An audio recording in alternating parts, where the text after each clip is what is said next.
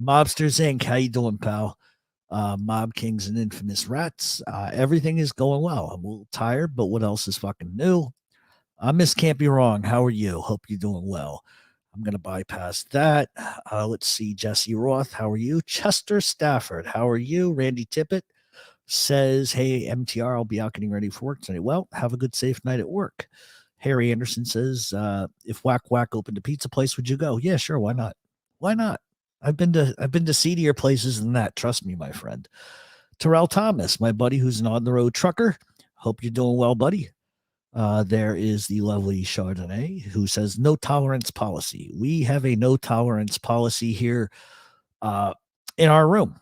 We don't tolerate the nonsense. We don't tolerate drama. So if you start it, you're going to go out head first. That's just sort of the way it goes.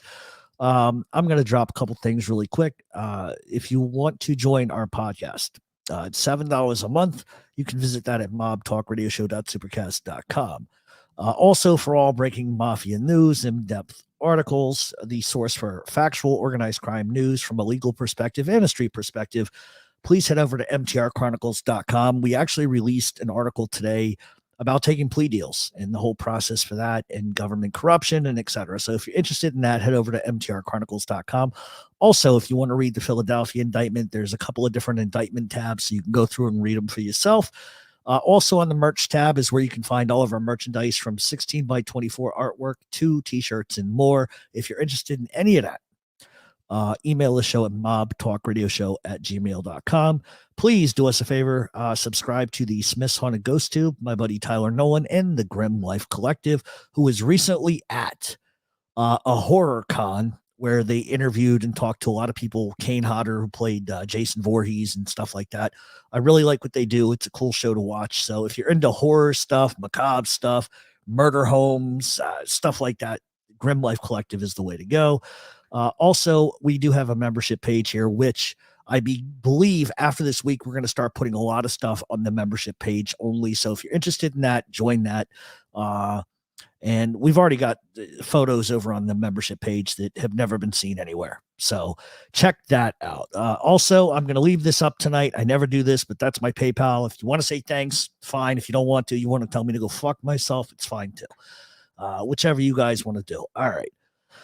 Let's see. Jesse says, Jeff's luck, we tolerate him. Yeah, a lot of people tolerate me. Let's see. Robert Menard, how are you? Stacy, how are you?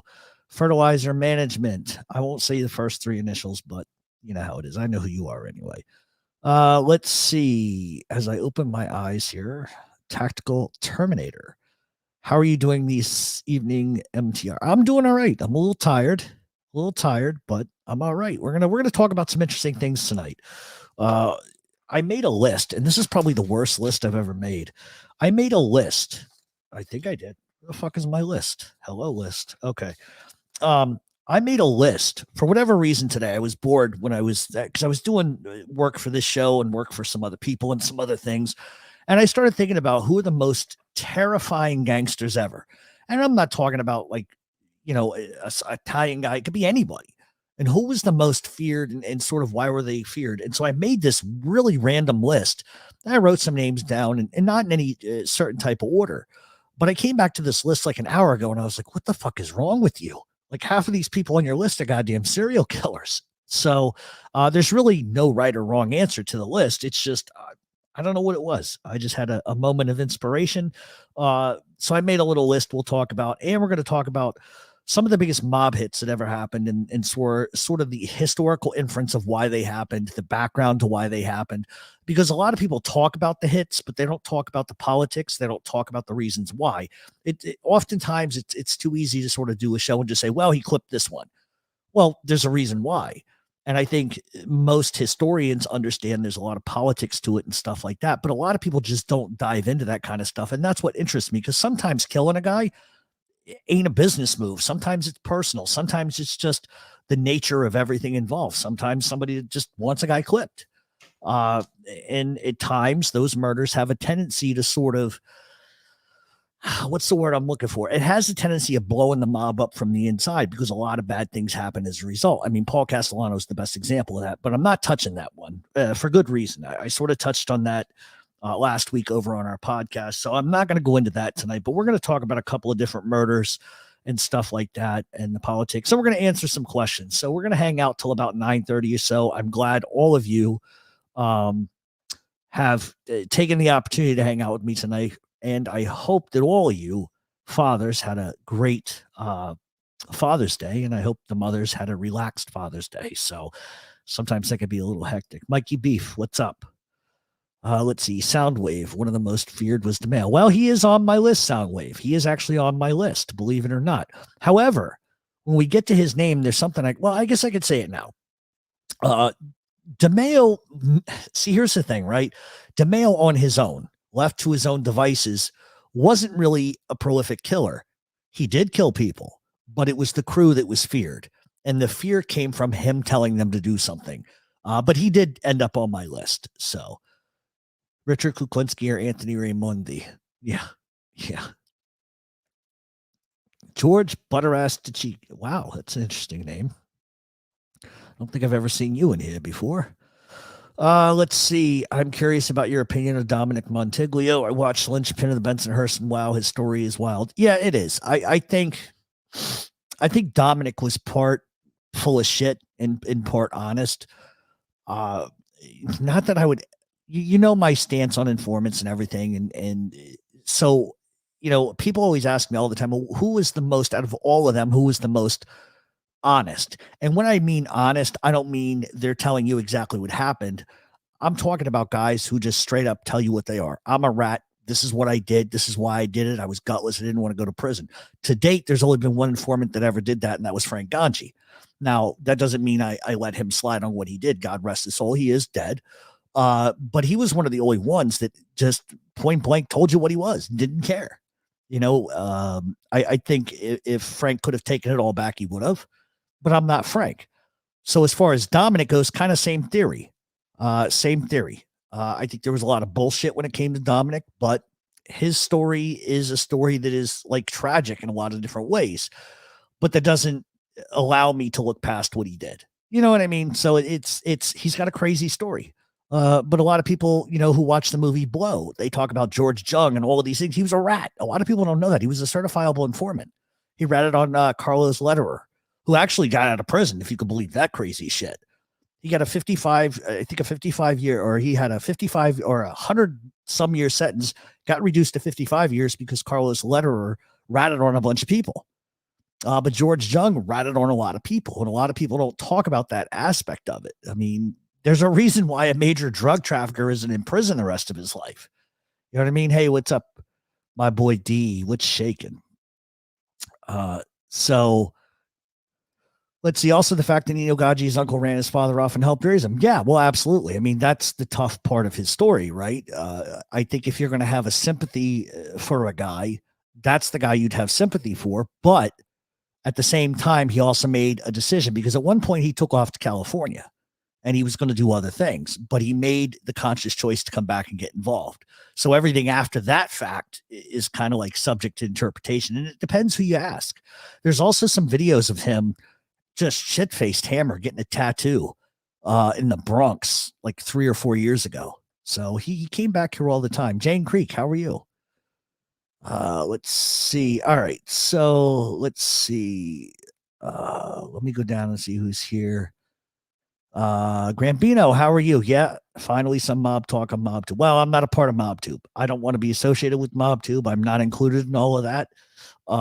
What they do is what they do. What I do is what I do, but I'm not a part of that MobTube stuff. I'm just kind of on my own, doing my own thing, but thank you very much. The sad thing about Montiglio is that when he got arrested, he came back to New York to collect that debt. The wire they placed in the restaurant didn't work. Yeah, no, absolutely. Absolutely. Absolutely.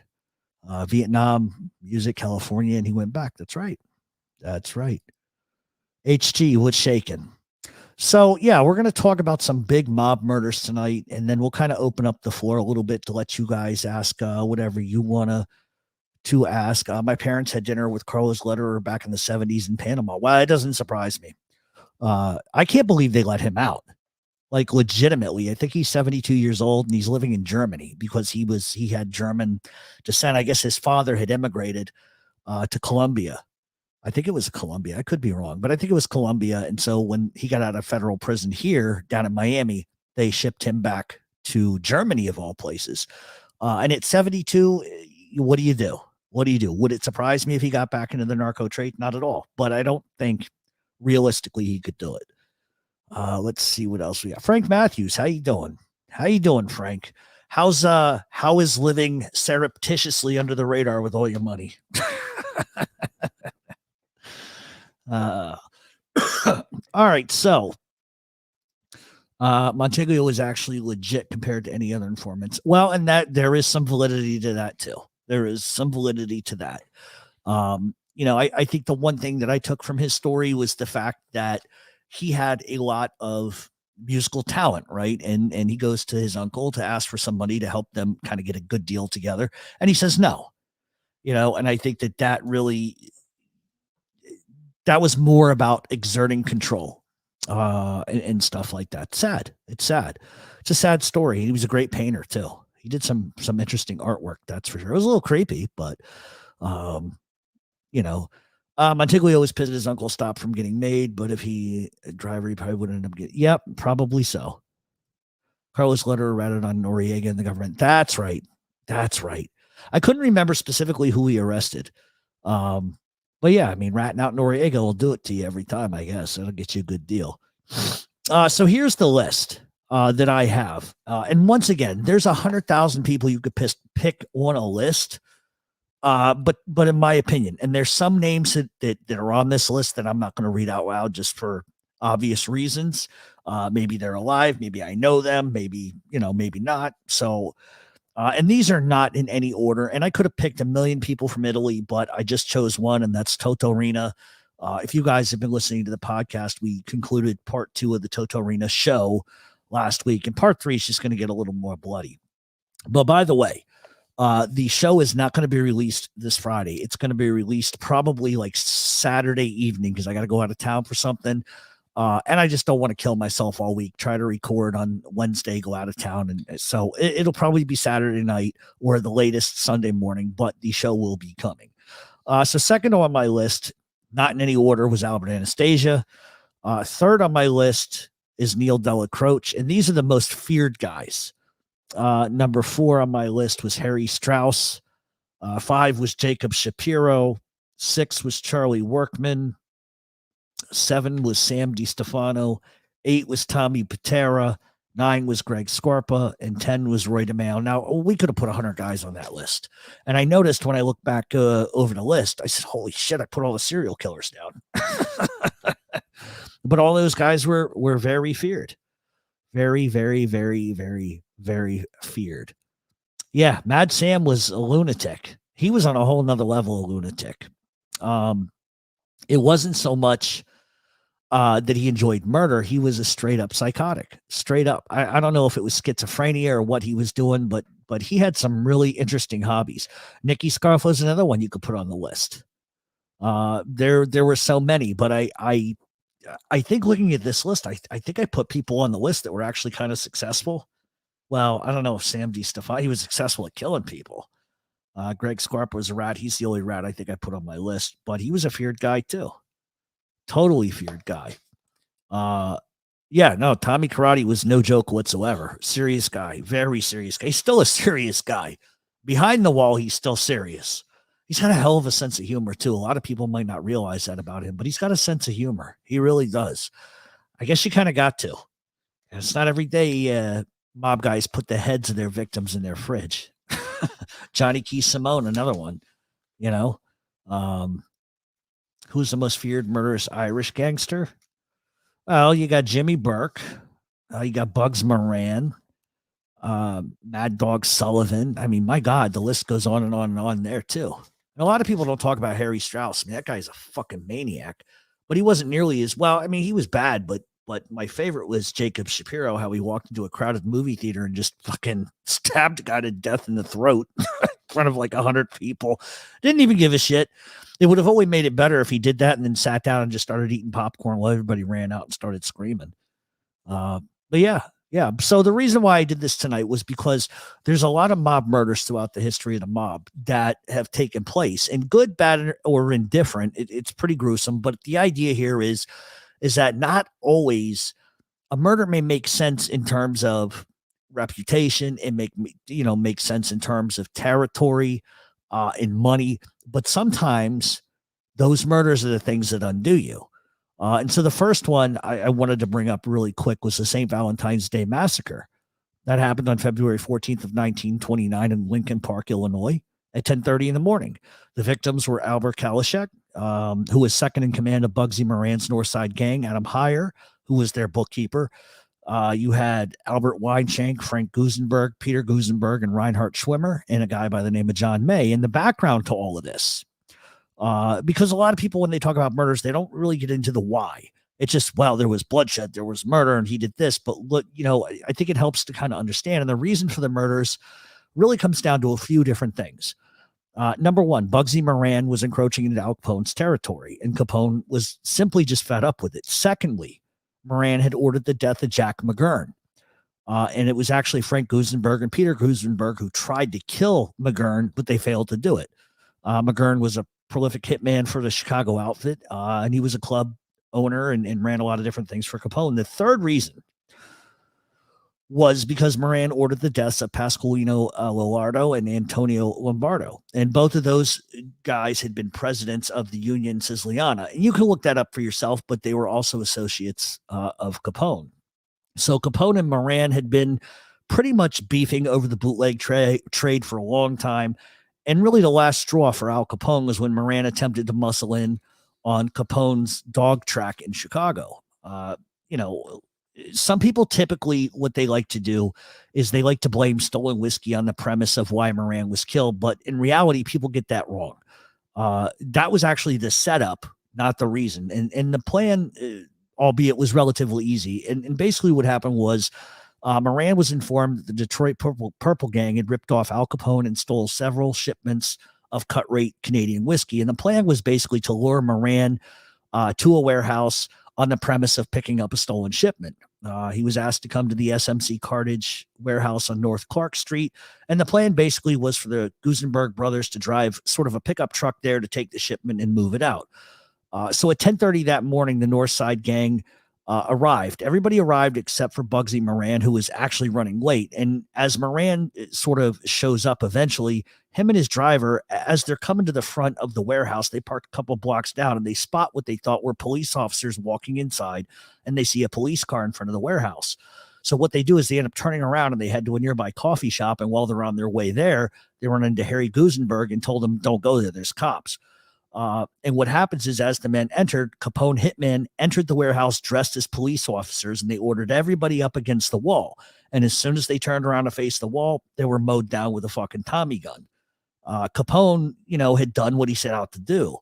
But the high-profile murder caused a ton of heat for Capone and the rest of the mafia, not just, albeit from law enforcement, but it made Lucky Luciano and the rest of the commission absolutely furious. And it wasn't much longer that Capone was done in the mafia. So the question really needs to be, could he have gotten better? Could he have gotten along better with Bugsy Moran? Could he have found a way to consolidate the problems? While murder, in the eyes of Capone was necessary, we sort of ask, really, was it? The murder didn't give Capone the total control that he thought he wanted, or the control that he thought he was going to get. So there's an argument that could be justifiably made that he could have been more conciliatory about it. I mean, there was more than enough money to go around. And how long did Prohibition last? 5, 6, 7 years, if that. And all that murder did was enhance Capone's profile, and all it did was bring heat on the mob, which is one of the reasons why Luciano told him he had to carry a gun on him in Philadelphia and get arrested, because they were worried that if Capone didn't give himself up, that it was just going to be lights out for everybody. So that's one of the murders. We're going to talk about 3 or 4, and I'm not going to start the second one just yet. But that's sort of the juxtaposition of organized crime. It sometimes murder can be the ends to justify the means, but in many cases, and I'll give you a good example of this. If John Gotti never kills Paul Castellano, John Gotti is never anything in the mafia. Those are just facts. He never becomes what he becomes. Those are just facts. But at the same time, that murder was so brazen in broad daylight that what the fuck else did you expect to happen? Like, of course, they're going to throw all their resources into going after you now. So it's one of those things where sometimes people have to do what they have to do, but at the same time, it causes catastrophic damage in a million different ways. Those murders, that St. Valentine's Day murder, that whole entire thing ruined Al Capone. He was done. Not like four years later, he was completely done and out of the mob. It's what got him shelved at the end of the day. Some people will disagree with that, but that's the reality of it. That's just the reality. Why did Frank Nitti kill himself? I don't know. You know, I always find it amazing that Frank Nitti somehow managed to have long enough arms to put two in the back of his own head. It's amazing to me. Yeah. There you go. When did the New York family sell their shares of Vegas to the outfit? They kept shares. They always kept shares. They always had shares. There was guys from Providence that had shares. They never totally got out. But once, you know, Kansas City got caught on the wiretaps and the skim process was sort of figured out by the feds and the government, that's when everybody started backing off. But in reality, they never gave up their shares to another crime family. They always kept them. Hey, John, how you doing, buddy? Let's see.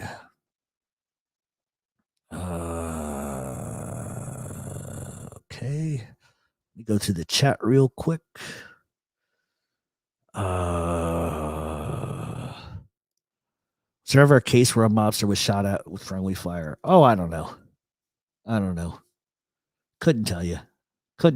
Oh, off the top of my head, I can't. You know who we're going to talk about next is Angelo Bruno. We're going to talk about Angelo Bruno next. Brooklyn Rob, how you doing, buddy? Hold on a second. Was Nucky Johnson really mobbed up? Boardwalk Empire was such a great gig. You know what? I tried to watch that series. I couldn't. Yeah, he was a mobbed up guy. 100% mobbed up guy.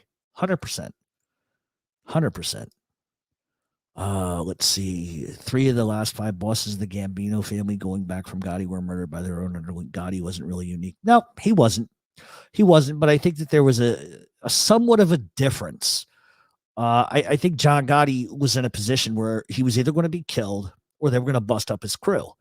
And he was in a position where he could wait it out. But if he waits it out, Paul goes to prison. He's still going to run the family from the can.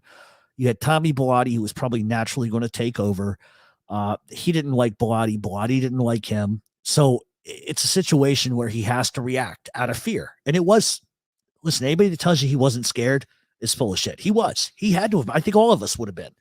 If you don't know what your boss is going to do. And listen, Paul Castellano, by the rules, had every right to kill Gene Gotti, and Angelo Ruggiero. Had a right to kill every single one of them. And nobody would have said a word. So it becomes a situation where it really was kill or be killed. And so when we talk about him doing something not so much different than everybody else, his reaction was different than a lot of other people's. If you look at other people that we're going to talk about Angelo Bruno for a minute. Angelo Bruno wasn't killed because people were afraid of him. Quite the reverse. People weren't, and people were fed up and people wanted money. And we're going to talk about that in detail. But at the end of the day, Gotti was in a position where he had no choice. It was either let's hope this goes away, or maybe I get shelved, maybe my crew gets busted up, or maybe the guy fucking kills me. What are you going to do in that situation? Luciano wasn't in that situation. Vito Genovese, when he tries to kill Frank Costello, was not in that situation. So, but the process of taking over using that method is the same, if that makes any kind of sense. If I'm making any kind of sense. Not to get all tinfoil hatty, but it's hard to believe that Kelly was killed by some random nut. Well, I believe he was, but you know, who knows? Well, Tommy Bellotti was a powerhouse. You know, a lot of people say they didn't like him, but Tommy Bellotti scared an awful lot of people.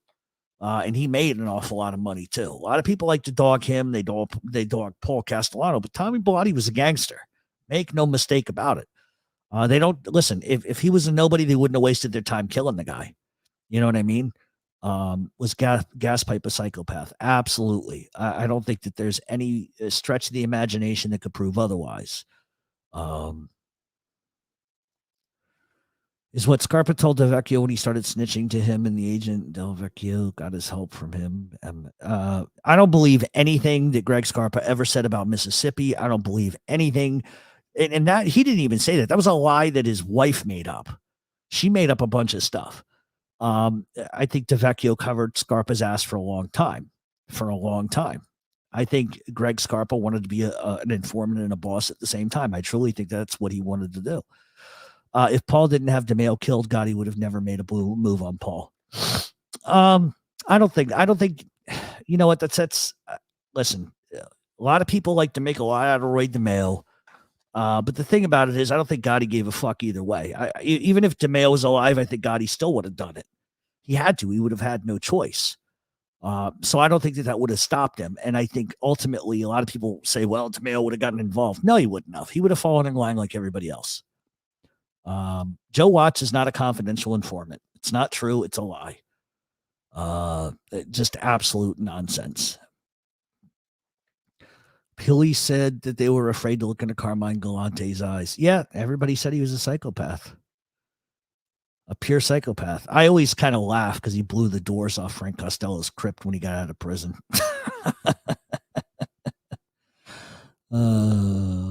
That's funny. I think you're right about Gotti. Thank you. Well, no, you're welcome. I mean, listen, it's just my opinion. You know, you got to remember, I wasn't there in those days, wasn't working with nobody. And, you know, so it's just my opinion. And other people may have other opinions, but I think you got to look at it as sort of like the bully in the schoolyard mentality, where you got the bully, he's coming every day, and he's got the power to do whatever he wants to you until you reach the point where you say, you know what, I'm done with it. And the only way to take a bully out is to do what you got to do. You know, but the bully always has 3 or 4 other bullies around him. So that's sort of the mentality of it. And I just don't think that Gotti would have had any other choice but to do that. And that's just my opinion. I could be totally fucking wrong about that, but it's just sort of my opinion. So the second murder is even more interesting. Angelo Bruno was killed March 21st of 1980 in South Philadelphia. And the background to that is a little long-winded, but the most simple and easy way of sort of looking at this is that Bruno was killed mainly over his refusal to allow his own men to sell drugs, specifically meth. Okay. What we do know is he had refused to allow his own men to get into the drug game, but he was taking massive kickbacks from the Cherry Hill Gambinos. And it was basically in their own backyard.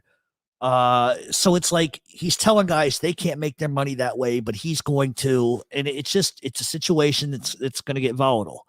Antonio Caponegro, who had risen to the ranks in the Philly mob, had become the consigliere of the Philadelphia Mafia in the 1970s. Angelo Bruno, as he was getting older, he had a couple of problems, and specifically, he had racketeering indictments, which were coming. And Caponegro had his own designs about getting into the lucrative meth trade. And it was just a ton of money, too much money for guys to kind of just, not want to play with. And Bruno, like we said, had his stance. He didn't want it being done, but once again, it's saying one thing and sort of doing the opposite. And I understand Angelo Bruno's take on it. He didn't want his own men doing it because then that comes right back on him. So I understand the position that he was totally in. And so what ends up happening is Caponegro begins to think that maybe change was necessary. He would then contact Frank Funzi Thierry, who at the time was the front boss of the Genovese crime family. Now, one of the things that New York wanted was a slice of the action in Atlantic City, because Atlantic City had been greenlit. They were going to be building, and New York wanted a piece of that. But that's Philadelphia turf, and Angelo Bruno absolutely refused to give them any sort of part in that. Now, years down the line, Nicky Scarfa would actually promise that to John Gotti, but that's a whole nother story for another day. But basically, there's sort of two sort of stories that go along with this. The first one is people claim that Antonio Caponegro reached out to Funzi Thierry about the Bruno problem. The second sort of story is that Thierry actually reached out to Caponegro about ridding themselves of Bruno. I tend to believe that it was Funzi Thierry who reached out to him. Either way, regardless of whichever side happened first, we do know what happened. Caponegro and Thierry spoke, and Funzi Thierry basically tells Caponegro that the commission has sanctioned the murder of Angelo Bruno. So, thinking that that's acceptable, what do you think he's going to do? It was a green light for him. Thierry was a front boss, so why wouldn't you believe him? But the problem was, is Funzi Thierry was lying to him. And what a lot of people don't know is Caponegro and Funzi Thierry had a beef that went back some 20 years. A lot of it was loan sharking and bookmaking. Both of them had rackets in the same sort of area. Thierry had reached out to Angelo Bruno saying he's moving on my turf. Caponegro saying no, he's moving on my turf. So obviously there's a sit down that happens, and and Caponegro wins that sit down, which means everything belongs to him. And Funzi Thierry never fucking forgot it. He never fucking forgot it. So more or less, there was a grudge, and there had been a grudge forever. Why Caponegro did not see this blows my mind. But sometimes when you want what you want, you don't really sort of pay attention to it. So on the night in question, while sitting just down the block from his house with John Stanfer as his driver, two men approach the car, use a sawed-off shotgun to the back of Bruno's head, and he's killed immediately. Stanfa, who is relatively unhurt, flees the scene, the city, and then the state. Many have believed throughout the years that John Stanfa was in on that murder, and there's probably evidence to suggest that because the Gambinos helped hide John Stanfa. So take what you want from that. After Bruno is murdered, Caponegro gets summoned to New York for a sit-down. The commission was pissed off over the murder of Angelo Bruno, but prior to that meeting, Caponegro spoke to Funzi Thierry, who told him, don't worry about nothing. When this comes up, I got your back. Don't worry about it. Why Caponegro even went to that meeting, I don't know. But basically what ends up happening is Caponegro sits down with the commission and he point blank is asked, who gave the permission for this? And he points at Frank Funzi Thierry, says he did. And they look at Funzi Thierry and he says, I never had a conversation with him about Angelo Bruno. I never greenlit any of this. He's crazy. He's lying. I haven't talked to Antonio Caponegro in years, and the commission ordered the death of Caponegro. As a result, on April 18th of 1980, he and Alfred Salerno were found dead in the trunk of a car in the Bronx, having been killed by Mad Dog Sullivan on orders of the commission.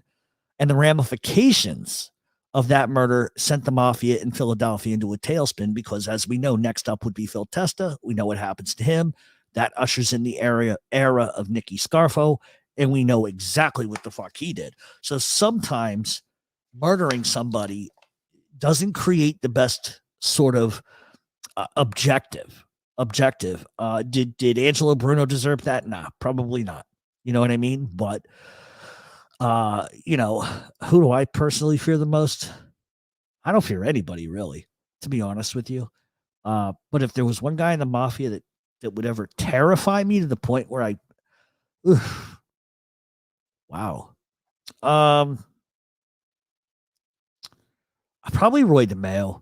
Got to be honest. Probably Roy DeMeo. All right, let's see. Anthony Mira was a fucking maniac. But Mira hated everybody. He treated everybody like shit. He was really nasty to fucking everybody. Absolutely everybody. Let's see.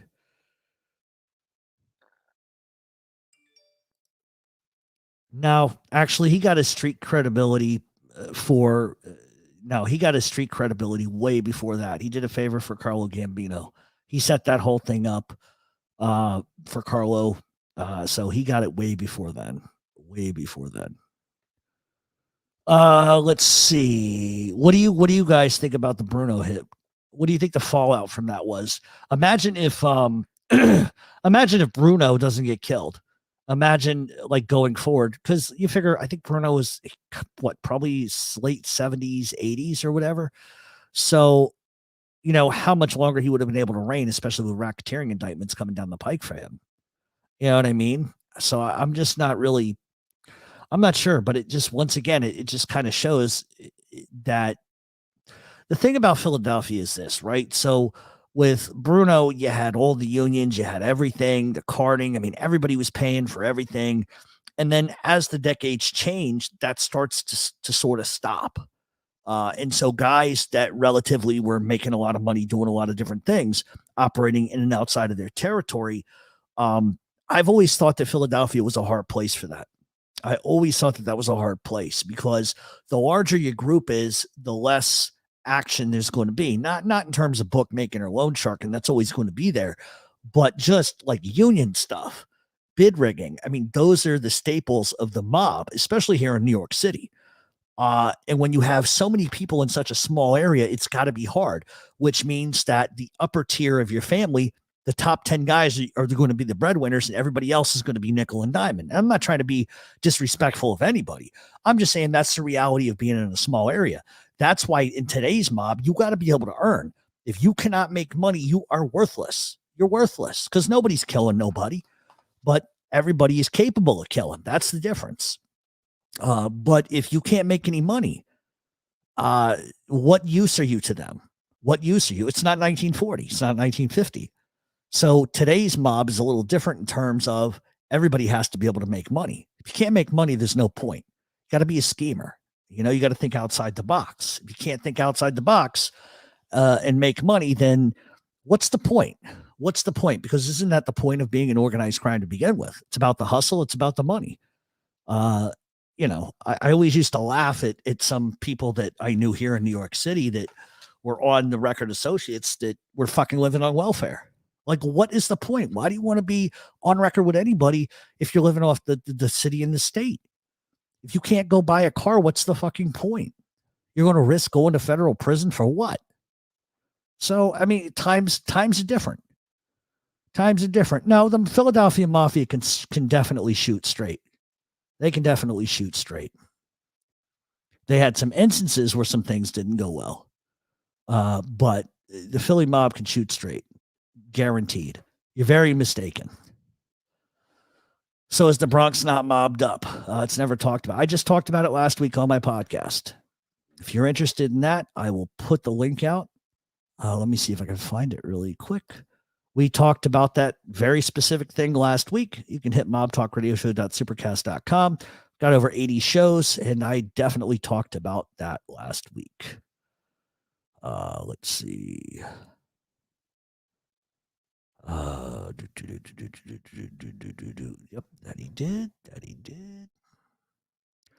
As far as I understand, DeMeo was an earner and a killer until they got tired of him. Well, it wasn't until they got tired of him. He got Paul Castellano indicted. He was sloppy. He was very sloppy.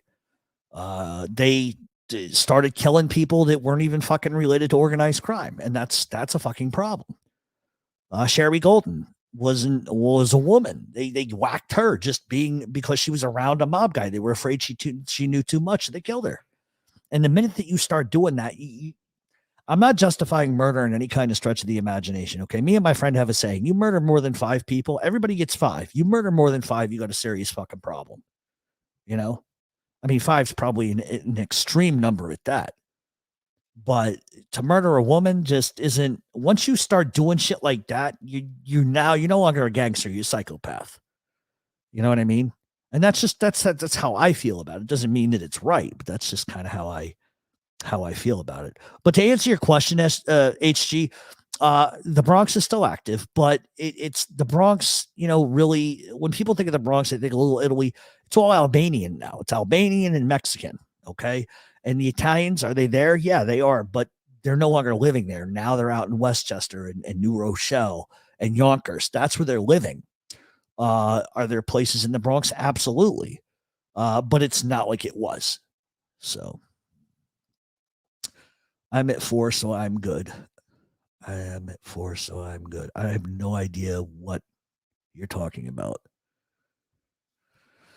Well, Harry Anderson, right. 100%. I mean, that the chop shop car scheme that they had with cars going to Kuwait got fucking Paul Castellano indicted. And then you've got the whole entire issue with them whacking the fucking poor goddamn vacuum cleaner salesman. They were so paranoid because Chris Rosenberg, aka Chris DeMeo, killed 2 Cuban drug dealers who were highly connected to some serious people. He killed them to steal the drugs and take the double up on his money. they were all so paranoid. Paul Castellano was fucking freaked out, thinking because the Cubans basically said they would come to New York and wipe everybody out. They were that pissed. And Castellano told DeMeo repeatedly, you got to kill Chris. He's got to go. This is a problem. And DeMeo kept holding off. And the poor vacuum cleaner salesman comes to his door. And then he chases the kid in his car into Brooklyn, firing shots out the window like a Wild Wild West movie. The minute you kill somebody that's innocent like that, you've lost your fucking marbles. And so DeMeo, had really become reckless. But that's just kind of the nature of it. I mean, I can't imagine if you're involved in that kind of like dismembering, for example. I can't imagine if you're involved in that sort of type of gruesome shit. I can't imagine you're having normal thoughts anyway, and you'd probably be sort of afraid of everybody. And next time that BK asshole wants to come in here that hangs out in FBS's chat, we'll have a problem. Go fuck yourself. See, it's not even BK Shaolin, but what it is it's somebody that goes into FBS's chat and is all nice to him, but then comes over here and runs his mouth at me. Go fuck yourself, prick. Anyway, I never understood how DeMeo and others weren't killed after killing a woman. Well, that's the $1 million question, right, Stacy? I mean, there have been things throughout organized crime that have happened that kind of shake your head, like how did Sammy Gravano get away with killing Alan Kaiser? Surely the streets kind of knew what was up. How did nobody hold him accountable for that? Did Gotti know? I don't know. And if he did, why wouldn't he have done anything about it? I don't know. But I don't know if he knew. That's kind of the thing because of the time period that sort of took place in. But I think a lot of times guys turn their heads to things that they really shouldn't. You know what I mean? So it really all depends. But I agree with you. I don't understand how at some point Paul Castellano had to say to himself, this is going to be a fucking problem. They're enjoying this. Like Murder Inc., I don't know. Maybe like a handful of guys enjoyed it. But for the most part, it was just business. So I don't know. Okay, first of all, you're out of my room because I personally think that your name is offensive. Block people that come in with offensive things like that, please. That's just disgusting. I don't care what you think about which president you like or don't. You're not going to come in here and spew that shit. No, that's all right. That's all right, Jesse. Don't worry about it. But I just think it's funny how people that are in FBS's chat that are nice to him, now they come over here and run their mouth at me. Well, go stay over there with that drama. Don't fuck with me. It's as simple as that. Barry Malinowski, is he actually in here? I might have skipped him earlier. Is he in here, Miss Can't Be Wrong? Well, I hope you're doing better, Barry. All right, so the next murder is the one of Albert Anastasia, and that takes place on October 1957 at the Park Sheraton Hotel Barbershop. Obviously, we know the victim as Albert Anastasia, and the perpetrators were Joey Gallo, Carmine Persico, Vito Genovese, Carlo Gambino, Larry Gallo, and Albert Gallo. And the background is this, and there's a couple of things to note. Especially about this murder, because there was a lot going on at the time. First off, Albert Anastasia had some problems going on of his own. And most of the bosses were kind of already settled in the way things were sort of operating. And Albert Anastasia does a couple of things that drive some people batshit crazy. And number one, the murder of Arnold Schuster really pissed off organized crime. Arnold Schuster, for those of you that know, was basically a busybody. He was a wannabe cop, a wannabe private investigator who sees Willie Sutton, the famous bank robber, on a subway, and he basically runs to the nearest police station and tells on him. And that really pissed people off because, first of all, Willie Sutton was beloved by all gangsters anyway. But what Arnold Schuster ends up doing is not only does he rat out Willie Sutton's location, but then he goes on national TV to brag about it. And when Anastasia sees this, he orders Arnold Schuster killed. And that's exactly what happens. Anastasia has him murdered, and it infuriated the mafia because there was kind of a code about killing ordinary citizens. You just didn't do it, and the mob didn't like it. But Anastasia was also doing some other things that were rubbing the mob the wrong way. The other issue was Cuba. Anastasia wanted a bigger piece of the pie, especially in Cuba. And he basically tells Meyer Lansky that he wants a cut of his action. Lansky, kind of laughs him off about the whole thing. And rather than Anastasia letting it go, he begins to open his own gambling halls in Cuba, which directly challenges Lansky's business operations. On the back end of all of that, you have Vito Genovese, who had come back to the country from exile in Italy. And he thought he should be the boss of the Luciano crime family, considering when he left, he was essentially in charge. And while he was in exile in Italy, Frank Costello takes over, and Genovese didn't see it as acceptable. He thought that Costello was soft.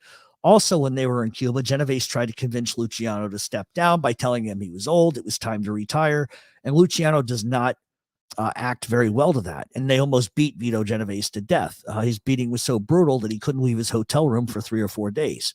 So Genovese has all kinds of fucking issues with them now. In any event, Genovese wants control, and the only way that he could exert control was by killing Frank Costello.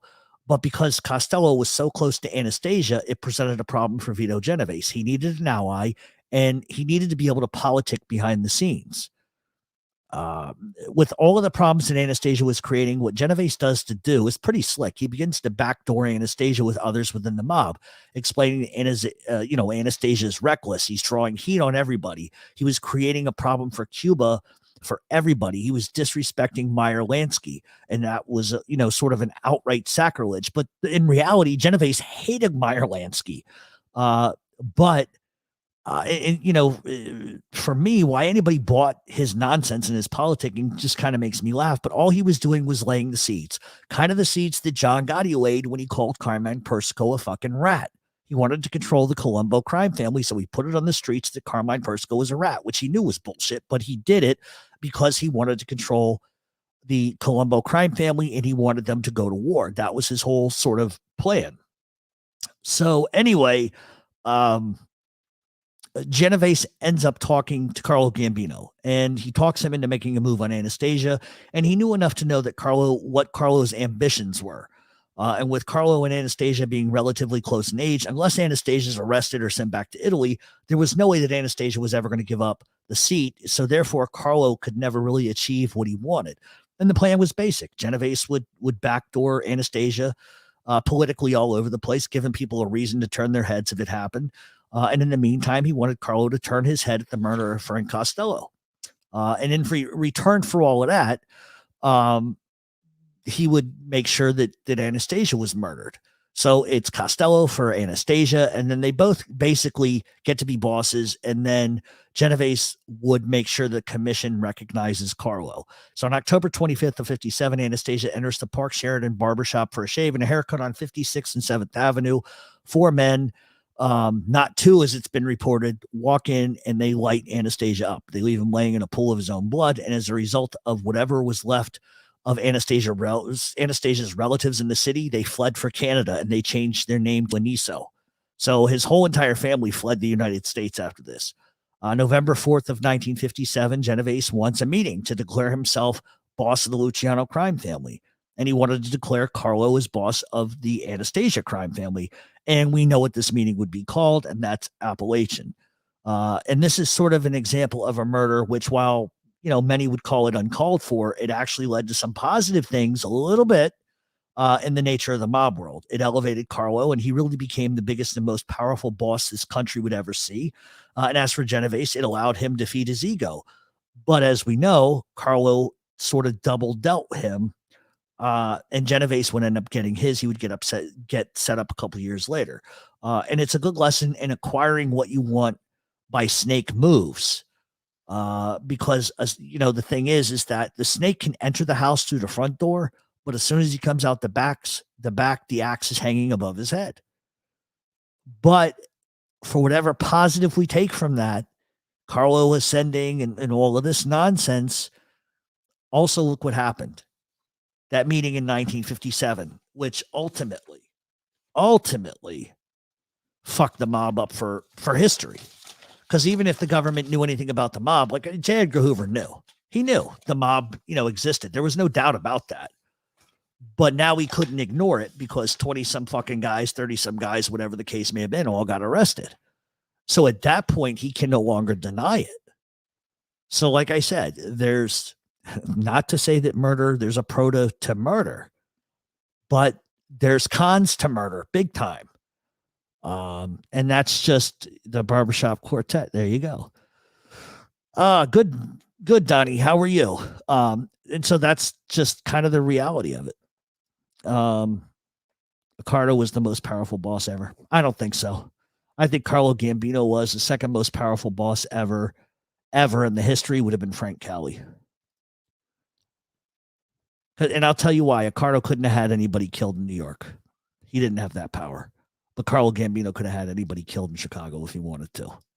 Big difference. Ricardo was strong. Don't get me wrong, but he wasn't Carlo Gambino strong. Because you got to understand, the Gambinos had inroads to Sicily for 100 years. No other crime family did, really, to be honest with you. Nobody ever had that deeper roots. Let's see. Thank you very much. I appreciate it, Alex. I appreciate it. So is there anything you guys want to talk about? Because we're going to go till like 9:30 and I'm going to get out of here.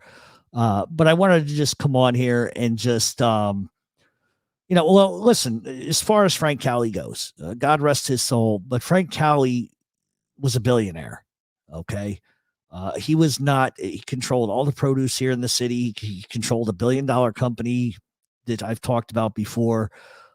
This was not a guy who was soft. This was not a guy who was relatively seen, even though I did run into him once at a movie theater, believe it or not, of all places.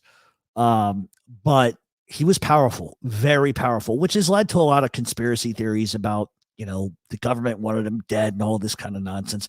I don't subscribe to a lot of conspiracy stuff. I really don't.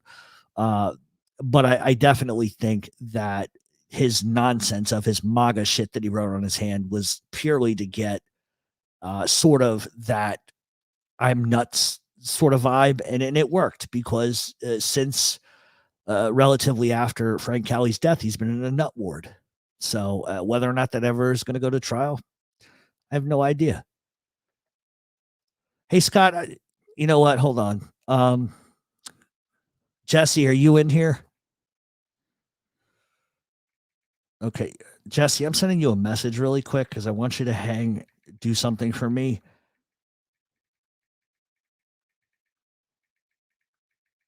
And I don't want to say it out loud.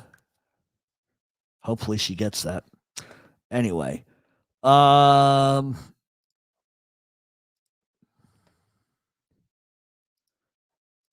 took care of it.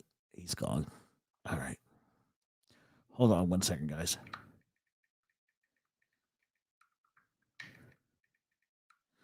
All right. Anyway, Roy Cohn was supposed to have lured Hoover to Cuba where they had him secretly filmed doing stuff. Yep, that's the rumor. That's the rumor. That is definitely the rumor.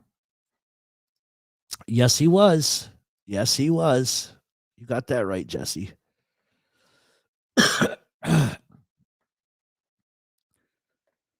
Yeah, I mean that is accurate. How is Dana doing, Donnie? Y'all hit that like button, folks. Yeah. Oh, yeah, there's probably a delay between what I said and what I said it. Anyway, sorry about that. Let me look to the chat real quick. It's a slow night. It's, I figured it would be slow for us anyway. Doing mob content's not really popular, unfortunately. It seems to be other things, and that's okay. There's a time and a place for everything, but this is what we do here. So if it's a little boring, I apologize, but this is just what I do. This is just what I do.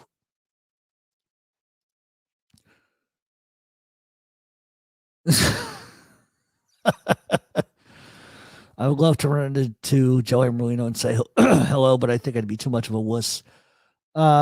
He's approachable. He's a nice guy. He's approachable. He's not rude to anybody. He's not rude to none of these guys I've ever met are really rude to anybody unless you walk into some place they own and they don't know you, then that's a different story. Is there any mob ghost you wouldn't want to be haunted by? Christ, there's probably a list of 100. But the top of my head, the one person I wouldn't want stalking me or probably Tommy Patera. I wouldn't want him fucking, or Anthony Center, or any of them guys. Hell no. Well, I appreciate that boardwalk guy, but unfortunately, some people see mob content as boring. I don't. I love it. This is what I live for. It's how I make my money. I just wish that there was a better way to streamline this stuff. But at the end of the day, I drop links, and then I get all kinds of crazy people coming on here, and I don't want that either. You know what I mean? Oh God. $1 billion company. $1 billion company. $1 billion. I can tell you certifiable Harry Anderson, and you can ask me about this later because I know who you are. When I told the Catone brothers story, the Catone Mafia, which you can actually see on our YouTube page, they had a lot of deliveries coming from that company, and it wasn't always pizza dough. You know what I'm saying? So there you go. Because it was a small pizzeria. There's no reason for a 16-wheel truck to come into a parking lot to deliver pizza boxes. I mean, how much fucking pizza dough and pizza boxes could one place really take? I mean, legitimately. There was other stuff on that truck. Let's see. Do you think the 3 capos should have been bosses? No. I honestly think listen, a lot of people may disagree. I thought Joey Messina was perfect for the position. I really do. I think he was perfect for the position. He was smarter than a lot of his contemporaries. He was a tough guy. He was a serious guy. But look what he became. And that's kind of it. I wouldn't want Nicky Scarfo haunting me. You're supposed to be a gentleman if you're truly a gangster. No, that's true. That's true. Absolutely not. A lot of people have a tendency, and I hate saying this because people get so upset with me, but the reality is this, okay?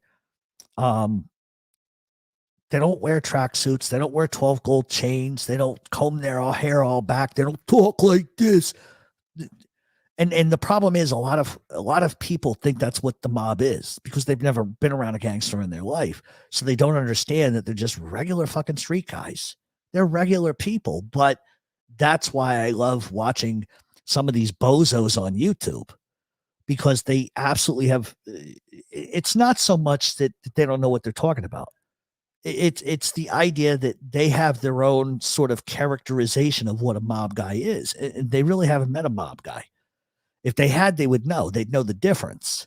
And that is not specific because I don't want you guys running to another channel going, oh, he's talking about this one. I'm not talking about anybody you guys probably have ever heard of. All right. Because my rule of thumb is, and I'm just going to say it here because I've seen what people do. If I'm going to talk about somebody, I will say their name. I'm not going to skip around it. I'll just be straight up front with it. So there you go. Let's see. That food company is huge. Oh yeah. 100%. 100%. Yeah, we were just talking about, hey mate, have you heard anything about the Australian mafia? Wondering if it made any news. Yeah, we were just talking about this on our last live show. And we were also talking about it on the podcast with Andromeda and just all the arrests and the Australian press said that 51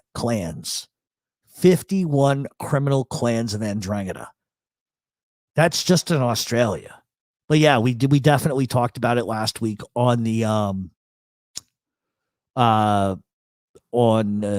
the last live we did. We talked about it. I also did an article on it. You can go to, let me pop that up really quick for you. If you're interested in reading our article about that, John, go to mtrchronicles.com where it's facts, not rats, mtrchronicles.com. Also, if you guys are interested in listening to that on the radio show that we do, it is mobtalkradioshow.supercast.com. We do put out some stuff from the podcast once in a while on YouTube, but for the most part, I think it's like over 80 shows at this point. We have a tendency to go 2.5 to 3.5 hours, just depending, and we talk about everything. And there are certain things that I will say on that podcast that I won't say on YouTube. Let's just put it that way. Not for any other reason than people are paying. So I'm going to give you a little more in-depth coverage over on the podcast versus actually doing something like this.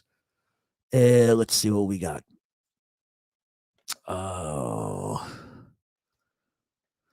Anthony Raimundi is by far the worst when it comes to pushing those ridiculous stereotypes. He's basically a cartoon character. Yeah, he was a nobody. He was a nobody. I know of him, but I don't know the guy personally. But I've seen some stuff that he's done. So like I heard there was a mob presence in Hollywood, especially back in the day of Marilyn Monroe. Absolutely. Absolutely. They're still there, but it's different now. It's Yakuza and it's Russians. And I know the Gambinos had some people out there at one point. Let's see. I'm going to scroll up a little bit, guys, because I'm sure I missed a couple of things. Let's see. Let's see. The stories I've heard of them. Marcelo didn't have to kill many people. He used his connection in government, law enforcement to take care of his problems. No, that could be. I would say the government definitely not, because Bobby Kennedy put him on a plane and threw him the fuck out of the plane over top of fucking over top of Guatemala. So it definitely wasn't the government helping him. Law enforcement, sure. But Marcello was the type of guy that would order a death. He had no problem doing it. So yeah. I think anybody that kidnaps you and throws you out of a fucking plane with a parachute over Guatemala and says good luck. You believe that? What was the story with Bugsy Siegel and his girlfriend, who was Virginia Hill? Were they stealing? Yeah, absolutely. Absolutely. She was stealing. He was stealing. They were actually using Swiss bank accounts to hide the money. Meyer Lansky was sent by the commission to go and investigate it. And he found out that Virginia Hill was traveling back and forth once a week to Switzerland to put money into an account. And that was pretty much it for Benny Siegel at that point. I've always believed that she full well knew that they were going to kill him. In fact, I think she probably gave him up. They probably approached her, I would imagine, and said something to her about it. So, she conveniently leaves a week before he gets killed. And it's her house that he's living in. And she was used for years to go to Mexico because she spoke Spanish fluently. She was able to go to Mexico and really deal with the drug market there and keep an eye on the cartels because the cartels were involved with Cosa Nostra. And she could check out the routes. She was very integral to the mob. And then suddenly she ended up dying a couple of years later. I forget what they said she died of. A drug overdose or something like that. But I don't think it was a drug overdose. I think they killed her. Dana is having trouble pulling up the live chat on her phone, having technical difficulties. Oh boy, that's not good. Let's see. Miss Can't Be Wrong says Dana the Smiths, H. Haunted Ghost Tube. Come on, girl. Wasn't there a huge ecstasy bust like a couple years ago with hundreds of millions? I'm sure there was. I don't know what specifically you're talking about. What year did the mob leave California? I always hear talk. There was a mob here in California. Just seemed it really about the 60s. The Gambinos at one point had, they had what the fuck, Fradiano and that rat fuck. But really, after Dragna, the mob really bailed on Jack Dragna. And that's the thing. Like, Jack Dragna was a smart guy, but I don't know if Dragna was just a tough guy. And that's the problem, because repeatedly, like, Benny Siegel went out there, Jack Dragna was his territory, and Benny Siegel just goes out there and takes over everything and basically tells Dragna to go fuck himself. And Dragna does nothing. But at the same time, when he does appeal to them, to his own people, they kind of say, well, whatever, he's out there doing his thing. And then finally, Benny Siegel gets killed. Dragna thinks, all right, this is all going to be mine again. And now Mickey Cohen steps up and basically tells Dragna to go fuck himself. And then Dragna says, fuck this, I'm going to try to kill him. And he tried to kill him 9, 10, 11, 12 times. It just didn't work. For some reason, and I never understood this, even if you take Hollywood and you take all the unions and the Screen Actors Guild, all of that stuff, they've also got shipping ports. They've got a lot of economy there. Like, why the mafia could never, ever, ever get a foothold there, I think really comes down to after Russell Buffalino and Mickey Cohen lost all the unions, because Russell Buffalino was a big player out in LA. Once they lost control of like the Writers Guild, the Actors Guild, they lost control of the directors. What at that point, there wasn't much left for them. There wasn't much left for them, especially when you compare like New York to LA, and that would be the big sort of difference maker, I think. But why they never hung out there, I'll never understand. And especially, I'll never get why the mob never backed up Dragna, and it must have been because they saw him as weak. That's the only sort of thing I can kind of understand. Now, I know the Bonanos moved to San Jose at one point and had a fringe crew operating there, but I don't know. But it's mostly, from what I understand now, Russians that are out there. All right, let's see. You're trying to get me in trouble. Do you have any stories of when a faction of a crime family broke away and formed its own family?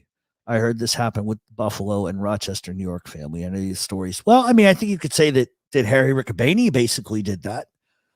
I mean, some would say he didn't, but they were kind of their own faction. There really wasn't an established family, but I think you could say he did it. I think that Joe Bonanno went out to Arizona and sort of started a new crime family in Arizona, which led to LA, which led to San Jose, California. I don't know. I'm trying to think off the top of my head. I don't know. I'm trying to think, but right at the top of, sitting here trying to think as this is happening, I'm just not sure. I love this stuff. Are you going to be at MobCon? I don't even know what the fuck MobCon is, but I will say this. Somebody approached me a couple of days ago, saying that I should do those type of things, go to mafia conventions and stuff like that. But here's the reality of it, right? So number one, I don't think anybody knows who the fuck I am. That's number one. Okay. Number two, this genre is very small in general. And number three, they always have rats in mob cons, and that's a bad situation to put me in, because I will say something to them.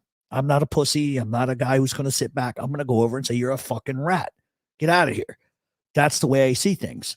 Also, and I think that there's people that don't like what I do. I'm just going to be honest with you. People are very jealous, and I get it. But then there are old school people that believe you shouldn't be talking about this. But I'm the best at it. There is nobody better. It's just the truth. It's not ego. That's just fact. But honestly, I don't know if I want to be known for that either.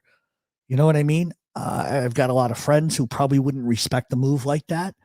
But if somebody legitimately said to me, you should do this, and they came at me seriously about it, I'd probably consider it.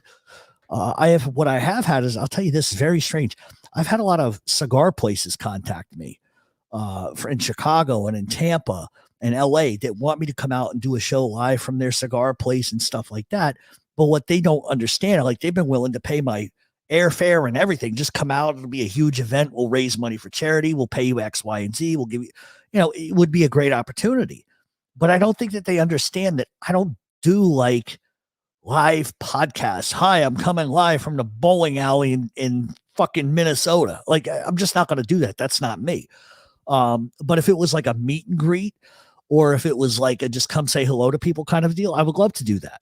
I can't tell you how many times I've walked into a cigar place, believe it or not, in New York City, in Philadelphia, in Chicago, in Rhode Island, and I hear my show playing. They don't know who I am. Some of them, well, most of them here in the city, they know who I am. Some outside the city have recognized me, but I will hear myself being played, and it's really weird to sit there with a cigar looking around the room, and you know who certain guys are or whatever. And they don't recognize you, but you hear your own voice playing. You hear them laughing at the shit you're saying, and you hear this guy say, oh, he's exactly right. How does he fucking know that? That's the type of shit that I laugh at. But it's happened to me multiple times, dozens of times. But it can be a dangerous thing, because there's a lot of people that think they're tough guys. A lot of people, these wannabe gangsters, who think that they're just going to walk up and call me names, and I'm just going to take it and not react to it. So then there's the whole dynamic of that nonsense. But I would love to do something like that, especially if Especially if it was something for charity, I would do it. But to go to a mob convention with all of these fucking, I just don't know. I don't know if that's the right sort of atmosphere for me to be in, especially if there's rats there. I won't do it if there's rats. They shouldn't be invited to those things. But that's just my opinion. I'm not expecting anybody to really to buy what I'm saying. Let's see. Lee, there isn't a big enough leash. We could put Jeff on. Chardonnay, Miss can't be wrong. I would go crazy getting. Yeah. It's not going to take much. I would have to have 5 or 6 guys with me that would keep people sort of away from me because I have a firecracker temper, and I'm not going to let anybody just be disrespectful to me. It's just not going to happen. So that's the problem with this genre. You have like your hardcore base of fans who know stuff, who want to learn about stuff. Then you have all these crackerjacks who are fucking shithouse crazy, who think they're a fucking gangster because they live in New York City or they watch Goodfellas one too many times and jerked off all over themselves. That's the reality. They don't know a gangster. They never met a gangster, but they want to play one in real life, except when it comes to being a gangster. Everybody wants to talk like a gangster till it's time to do gangster shit. And when that happens, they're nowhere to be found. So there's a lot of talk, but a lot less action. If you're a gangster, you ain't got to tell nobody. Everybody knows. Your reputation precedes you. You know what I'm saying? And anybody that's met me personally can tell you I'm quiet, I'm reserved, and I mind my business. That's just the way I am. If you think that I'm like some abrasive nut that runs up and down the fucking street screaming, I'll kill you, that's not who I am. But I'm not going to tolerate nonsense either. You know what I mean? Listen, I'm not the toughest guy in the world. Never said I would be. But am I tough? Yeah, I'm not going to back down from nobody. Everybody takes a beating. I've said that a million times. But you will respect women around me and you will respect me. You don't got to like me, but you can talk to me like a human being. The second you don't do that, then we're going to have a problem. And that's it. That's just the way I was raised. That's the way I behave. I don't like men who attack any women. Good, bad, or indifferent. I don't like anybody that does that. There's no reason for that. And I'm not trying to say it's 1940, 1930. You got to respect women and treat them like little princes. I'm not saying that either, because some women are just downright fucking disturbing. But at the same time, it doesn't give you a right to speak to them a certain kind of way, you know? And I think anybody that disrespects women like that is a cunt. I'm sorry, I hate to use that word, but you're a cunt. You're weak. You don't need to speak to a woman like that.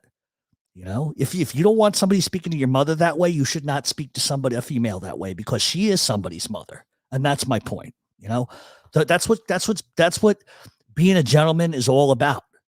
It's about conducting yourself in a way that's respectful. You know, it's just, I don't know. Maybe it's just me. I was raised differently. Do I have any Father's Day stories?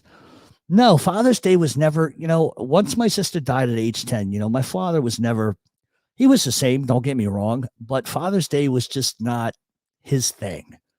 You know what I mean? Like I'd get him stuff. He used to collect these 1950s cars, like the Chevy Bel Air and all of this stuff. And I would buy him these die-cast, huge, beautiful cars. And one day I wanted to buy him a 57 Bel Air. That was my dream, was to rebuild a 57 Bel Air and give it to him on his 80th. Never happened. He died at 62. He would have turned 80 back in May. And so that was kind of a sad day, because that's something I always wanted to do for him. I don't know what it was. It's just something I wanted to do. So he was never a big fanfare. It's Father's Day. This is great. There's not really any funny stories to go with it, other than the fact that my father was absolutely despicable at lighting fireworks. Fireworks should have a long wick. If that wick came out like a quarter of an inch, my father didn't give a fuck. It might as well have been C4 to him. He was still going to try to light it. And I can't tell you how many times bottle rockets would bounce off his head doing that, because he would put them in those, remember them glass Coke bottles, the big ones? He would have those, and he would never even out the ground. Like if it was on dirt or if it was on the grass, he would never even it out. So it would be laying at a 45 degree, and he's not compensating for the projectile force coming down. So the bottle would shift backwards. And of course, it's like, everybody fucking duck. And it'd go shooting right past your fucking head. That's just the way my father was. That's the way he was. But really not any specific stories, just funny shit like that. Oh, God. Jeff in the bathroom at MobCon and Dave Ratweiser is peeking over the stall. That's some funny shit. That's funny. That's funny. That's how I can tell you've been watching what I've been doing. Yeah, but he would be peeking in the stall. That you, Canarsie? Is Joey in there? Are you talking with Joey? Can you call Joey for me? I want to say hi. I don't even know. What is that guy? You know what? Goodbye, Lou. You don't even need to be in here with stupid shit like that. Dumb, dumb, dumb. Dumb, dumb, dumb. What content is on Jeff's website? Articles about the mafia, and you are going to get inside information you can't get anywhere else. I don't care what anybody tells you. I'm the only one that gets it right. I'm the only one that knows what I'm talking about, and there's a reason for that. So my reputation speaks for itself. I don't know if it's that my father had no fear or he just didn't give a fuck. You know what I mean? He once, it's the old saying of he tells you not to do something, then he does it, and then there's consequences for him doing it, and then it becomes a teachable moment. Like the time that we were at somebody's house and they had an old makeshift dog shed and all of these old rusted nails, and they're pulling up the dog shed and the truck's backed up, and one of the boards gets handed to me, my friend Dracula, then the boss nanny in the back of the truck. And my father is acting like a construction foreman, right? And he's telling everybody, one at a time, guys, don't catch your fucking hands on the nails. If you do, it's going to be a tetanus shot and stitches. Don't fucking do it. And we're moving slow because none of us want to get fucking clipped by a rusted fucking nail of all fucking things. But my father, the impatient fuck that he was, like, get out of the way. Let me show you how a man does it. And wouldn't you know it? My father grabs his fucking board. As he goes to the right, it catches his thumb and rips it from the top of his thumb to the base of his hand. And he holds his hand up in the air. I see blood squirting everywhere. And he goes, Jesus Christ. And he looks up at the sky and he blames God. He says, you're not fucking funny. But we all thought it was funny. And we all hysterically started fucking laughing. Because here he is, trying to be the safety fucking expert. And here he is. He's going to get 24 stitches now in his hand. It's just funny. It's just funny shit that he did like that. Funny shit like that. Let's see. Midwest Mafia Productions. Jeff, you are knowledgeable of mob families in the Midwest, in particular, like the Ballesteria mob in Milwaukee. They're as relevant as they were back in the day, or they're not as relevant. The Midwest is something really strange because you tend to hear a couple of different things. Now, guys that I know will tell me that Chicago, Milwaukee is still active. They're not what they were. But I've also heard the ranks are being built up. And in fairness, I got to be honest with you. I'm not out there, and I only know three guys out in the Midwest that are high-level guys in Chicago, very high-level guys. And they won't talk to me like that, and nor would I expect them to. But in fairness, I don't like to talk about things I'm not 100% proficient in. Other people might try to bullshit you, Midwest Mafia. I'm not going to try to do that to you. Are they still there? Absolutely. Are they as powerful as they were? No, and neither is Chicago. And a lot of that goes directly back to the minute you don't control the democratic machine, you don't control politics, you lose a lot of control. And times have changed, but are both places relevant? Absolutely. But are they relevant like 1960? No. I hope that answers your question, but I don't bullshit people. I tell you the truth is best to my knowledge. If I lived out in Chicago or the Midwest area, I would probably know a lot more. But I know people through people, and I don't think it would be fair for me to discuss certain things. That's all. So let's see. Why was Phil Testa killed? That's a great question. For the same reason why Angelo Bruno was killed. Listen, after Bruno gets killed, Nicky Scarfo was offered to become boss. He says, nope, not for me. Phil Testa's earned it. He's ahead of me. And a large part of me believes the reason why Nicky turned that down was because he knew temperatures were still hot on the street. Because once Bruno's gone, it sort of becomes a winner take all kind of a deal. And everybody wanted to jockey for it. And Phil Testa did. And I think he was a weak leader. I got to be honest with you. And I think Nicky Scarfo knew the streets were not done killing that prick. And that's why he stayed out of it. Says, no, let him take it. Not a problem, not a problem, not a problem. And that's the reality of it, guys. Just once you have lawlessness in the streets, it's everywhere, right? So if you have lawlessness in the mafia, it's just not going to stop. And if you look, Testa wasn't the end of that. because Testa gets murdered. Nicky Scarfo comes in, kills fucking everybody. Then he ends up going to prison. Then John Stampa shows up thinking he's Carlo Gambino. Look what happened to him. And good old Ralphie, So, hey, Dana made it. Yay for Dana. We're going to go for about 10 more minutes, guys, and then I'm going to get out of here. I'm going to go through the chat a little bit more. I cannot believe people like Sammy Gravano go through life literally lying on every single word. Well, I mean, it's organized crime, right?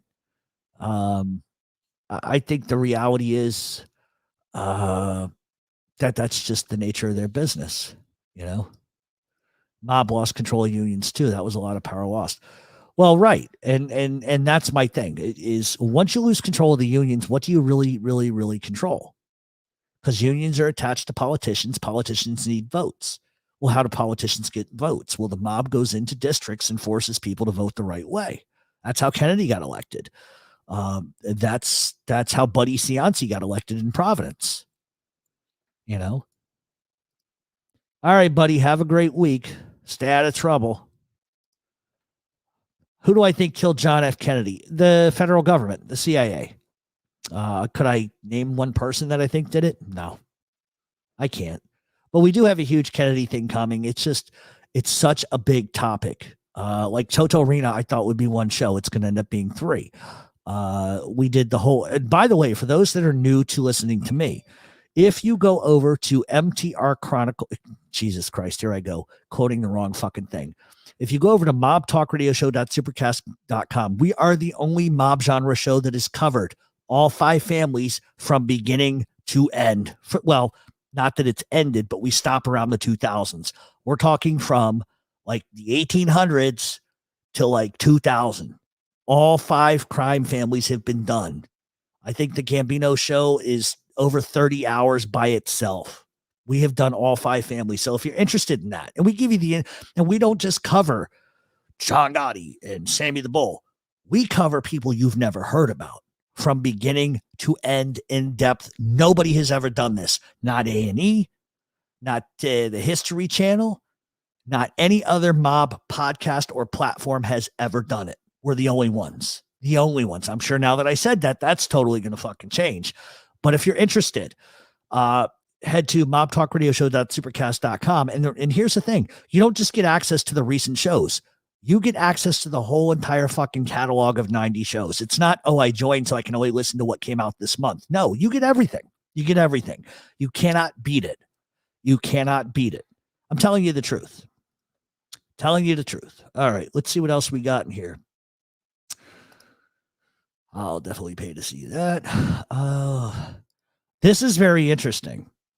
Jane Creek says something very, very, very interesting. If I had to pick a name, it would be former CIA Chief Alan Dulles. He hated Kennedys and was quite evil. Jane has done her homework. Absolutely. Did Joe Waverly play both sides in the Columbus War? If not, did any major favorite? Well, you know who played the biggest sort of sides? The biggest side, who was the guilty of the most, was Greg Scarpa. He played Carmine Persico against himself repeatedly. Greg Scarpa was single-handedly responsible for the whole entire fucking thing. Well, not the first 2. The last one, yes. I'm not talking about the first 2. But I think a lot of people play politics and a lot of people play sides. You almost have to. You almost have to. Almost have to. The Mossad, CIA, I think Mossad had a big role because Kennedy was planning to withhold hundreds of millions of military aid to Israel. Well, that seems to be a popular sort of theory. I particularly don't believe that one, but would it surprise me? No. Are we ever going to find out? No, I don't think so.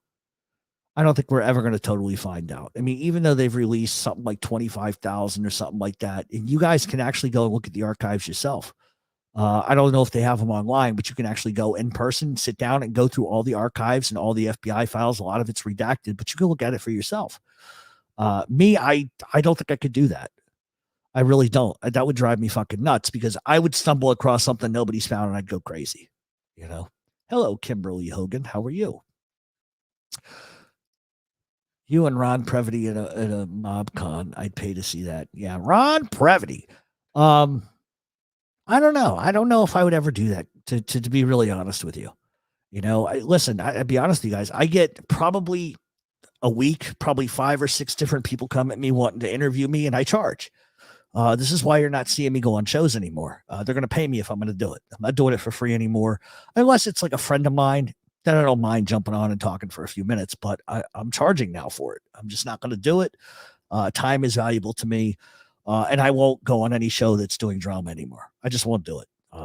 If they're talking about mob content only all day long, if it's a friend of mine, I'll help them out. But I get all kinds of interview requests from a lot of different people. I also have a lot of authors, reach out to me and want to come on and talk about their books. And the thing is, and it's not to say anything negative about an author, but if they author a book written by a rat, I won't give them any time. If they're an FBI agent, I won't give them any time. Listen, in many ways, I hurt myself that way, right? Because I could talk to Jack Garcia. I could talk a lot of these FBI agents. But what people don't understand about me is it's not because I take an anti-FBI stance, and that's why I would never talk to them. It's just because I can't, because of friendships I have. I just can't. It's not something I want to do. It's not a good look as far as I'm concerned. But for other people, that's perfect for them. But I'm different than everybody else. Everybody else can interview all of these different types of people. I can't. I'd love to have TJ English. I would love to have Scott Deitch on my show. I refuse to even talk to Scott Bernstein. I refuse to talk to George Anastasia. There's a lot of people that I refuse to talk to just because they lie nonstop.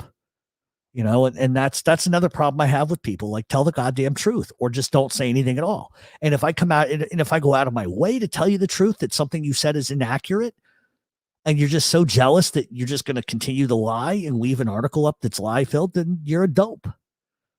I never go out of my way to like tell somebody they're wrong because I'm trying to be a dick.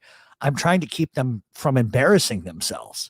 That's why I do it. It's not to be like cruel or mean. It's because if you're going to be taken seriously, you really have to understand what you're doing. You really have to know what you're talking about. Half-assing it doesn't work. And there's a lot of people that when they first start don't know shit. And then they start to learn stuff and they start to hone sort of what their voice is. But I'm completely different than everybody else. Completely different. I take more of a street approach to everything. And a lot of people don't like that. And a lot of people, will have assertions that, oh, he's a punk, he's a wimp, he thinks he's somebody, thinks he knows people. Listen, end of the day, it doesn't matter what you think. I know what I know. I've worked my ass off doing this. I earn my money. It just is what it is. It is what it is. But that's the whole thing. I go back to the whole MobCon thing is that I just don't know if I could sit there and just like, nobody would know who I am. If I was like humongous, yeah, that would be different. But the mob genre is incredibly small. And yeah, if I was a rat, I would have 100,000 subs. And that's the other thing that people like to sort of say, well, hey, you've been on YouTube 10, 12 years, 14 years, you'll only have 15,000 subs. What they don't realize is I didn't start doing any of this stuff till like 2015. And then I took 2 years off. And then I moved to a totally different platform. So YouTube is really not my thing. I'm not comfortable with this. You know what I mean? I would be more comfortable like letting you guys listen to a live mob talk radio show. Like, for instance, if I did a live mob talk radio show where I just did my show like I do on Fridays, and I'm talking about Sam Giancana, for example, and I can just do what I do without having to look at the chat and say hello to you guys, I'm much more comfortable doing that. Because to try to keep up with the chat, and maybe we'll try something like that. I don't know exactly how I would do that. I guess the only thing I could do is like do like an actual show like that and just like not even look at the chat. We might try something that way. Because I would love for you guys who are not subscribers to the podcast to really have an opportunity to hear what I do. Because the show itself is pretty entertaining. I get great music. We can play any music we want. I have free creative license to do that because the format that I'm on pays for all of that, which is very expensive. So I get very lucky. So anyway, if there is any more questions, I will take them now. And then I'm going to get out of here because I have a long fucking week. And guess what? Donnie and Dana, I am actually going out of town. I am actually going out of town and I'm actually going to breathe the air. and I'm actually going to turn my phone on to silent, and I'm actually going to take off my Facebook fucking application on my phone. I'm going to take my email off my phone, and I'm just going to breathe for 2 days. Have I done live streams? Nope. I didn't start live streams till 2020. Yeah. I haven't done live streams really at all. This is kind of not my this is not my thing. You know, if I was sitting here screaming at somebody, please, that's what cracks me up about the sort of the drama. If I get involved in all of that, I forget about it. I take everybody's stats, but I just don't want to do that. I'm not into the drama. Just not into it. Just not into it. But for some people, they like that. You know what I mean? I wish I was going fishing, but no, I am not going fishing. I am going out of, I'm going upstate. I'm going to stay in New York, but I'm going upstate, and I'm going to have 2 days of just absolute fun. And yeah, that's the other thing. I need to get to the beach. I know. Oh my God, the music is a must. If you're in no flow, let us know. We all need a vacay. No, I will 100% let you know. What's been going on with Joey Merlino? I haven't read about him since he beat the case. Very impressive, to be honest. He's a real boss. Is he the real boss of Philly? As far as I know, Joey's just living his life, doing what he does, what all people do.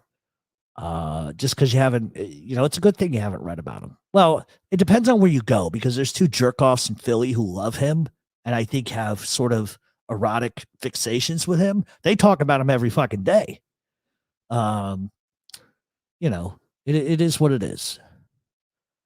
No, we will have a show, but not Friday, Calogero. It'll probably come out on Saturday. And here's the reason why. I think I'm gone Thursday and Friday, and I'm coming back Friday late. So I'd like to sleep. And then when I get up Saturday, record and get it out. So I'm hoping by like 4 or 5 o'clock on Saturday afternoon, we'll get it out. You know what I mean? Hello, Edmonton. I love Edmonton, but I do not like the Oilers. And I am sorry that your Edmonton Oilers got booted out of the playoffs. Johnny the Greek, what's shaking? C230 and can't sleep. Happy to find you on. Nice one. Yeah, I'm getting ready to get out of here, Johnny. I've been on since 8 o'clock, and I would like a reasonable night's sleep. And of course, as you guys may realize, I have about 200 texts, literally, that not 200 really, but let's see, 1, 2, 3, 4, 5, 6, 7, 8, 9, 12, 14 texts I got to take care of. So let's see what else. I hope you're not going sailing on the regatta. The regatta? No, not like Michael John. I'm not going on the Jeffrey. Don't kick the rocks into the lake. I'm going sailing on the regatta. Fucking prick, that guy. No. Yeah, I agree. Probably in Joey's bushes as we speak. I would agree. You too, Frankie. Take it easy, buddy. Anyway, I'm going to get out of here. The new podcast, Toto Arena Part 3, will be on this coming Saturday. In the meantime, if I get a little crazy, I might come back on this week before I go out of town. I'm not sure. But I wanted to thank all of you for coming. It was nice that at least 100 people showed up. I'm sure that all the nut jobs will say nobody likes my show. That's why they don't listen, but I don't care. It really doesn't matter to me at the end of the day. 5, 10, 15, or 20. Doesn't matter. I value everybody that comes in here. All right, so enjoy your weekend if I don't talk to you. Donnie and Dana, stay out of the sun. Too much sun can be a bad thing. Anyway, especially if you're drinking bourbon. There you go. All right, so everybody, thank you for coming, and keep it dialed in. Follow us on Facebook, Mob Talk Radio. Check out mtrchronicles.com. Go to mobtalkradioshow.supercast.com and everything else. Have a great one.